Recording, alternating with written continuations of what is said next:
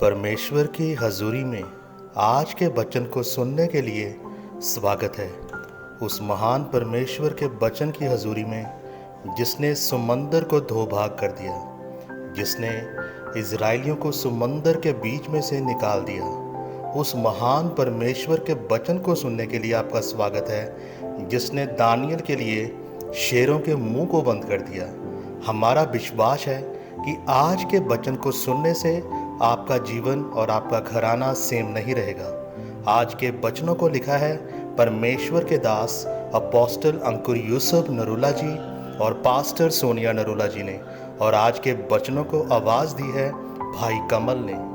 तो आइए अब हम परमेश्वर के वचन की हजूरी में चलें और देखें कि आज के दिन परमेश्वर का वचन हमसे क्या बात करता है। God bless you. मेरे प्रियो, जैसे कि आज के वचन मत्ती 2 उसकी 13 और 14 में लिखा, उनके चले जाने के बाद देखो प्रभु के एक दूत ने स्वप्न में यूसुफ को दिखाई देकर कहा, उठ, उस बालक को और उसकी माता को लेकर मिस्र देश को भाग जा, और जब तक मैं तुझसे ना कहूँ तब तक वहीं रहना, क्योंकि हेरोदेस इस बालक को ढूंढने पर है कि उसे मरवा डाले। वह रात ही को उठकर बालक और उसकी माता को लेकर मिस्र को चल दिया।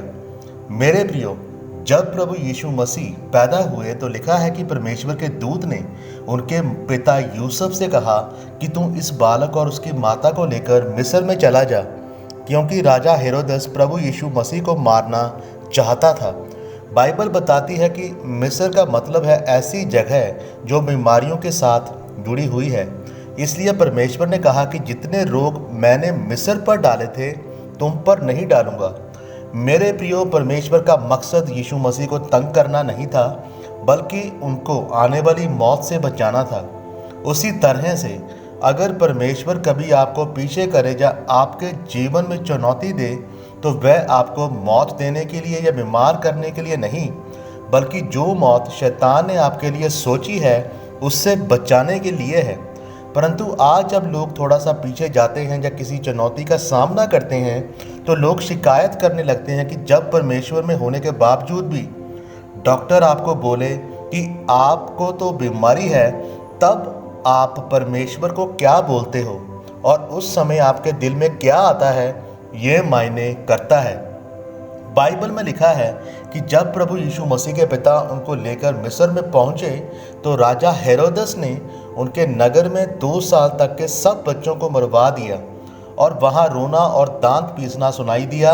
मेरे प्रियो, वह रोना पीटना प्रभु यीशु मसीह के माता पिता का भी होता अगर वह मिस्र देश में ना गए होते।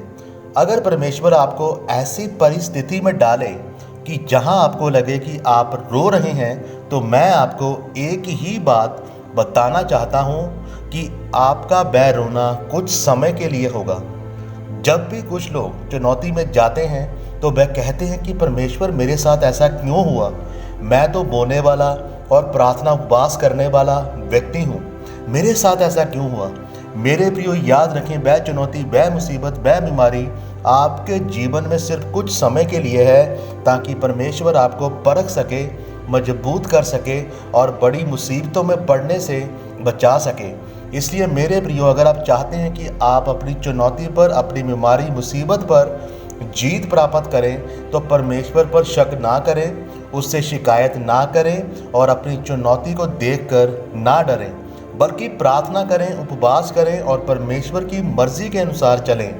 क्योंकि जब आप ऐसा करेंगे तो आपको पता भी नहीं चलेगा कि आप कब उस चुनौती से बाहर आकर जीत चुके हैं। परमेश्वर आज के इस वचन से आपको आशीषित करे।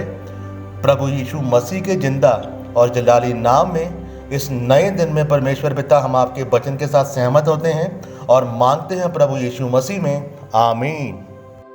आज के वचन पर मनन करें और परमेश्वर के वचन पर चलें। God bless you.